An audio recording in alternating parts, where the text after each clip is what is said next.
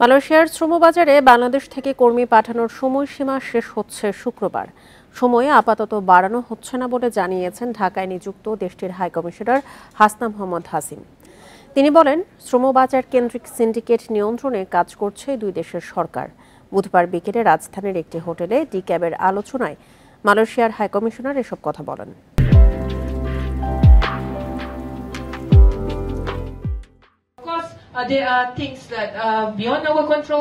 বাংলাদেশ ও Malaysia সরকারের নিয়ন্ত্রণের বাইরে চলে গেছে শ্রমবাজার। এ নিয়ে দুদেশই কাজ করছে, তবে কিছুটা সময় লাগবে। গেল বছর মালয়েশিয়া দূতাবাসের এক কর্মকর্তাকে বরখাস্ত করা হয়েছিল। যারা শ্রমবাজারে দুর্নীতি করছে তাদের শাস্তি দেওয়ার চেষ্টা করছে দেশটি। বাংলাদেশ থেকে কর্মী পাঠানোর মেয়াদ ৩১ মে শেষ হচ্ছে। এটা আপাতত আর বাড়ানো হচ্ছে না। এ সিদ্ধান্ত বাকি ১৪ দেশের জন্য বহাল রাখা হয়েছে।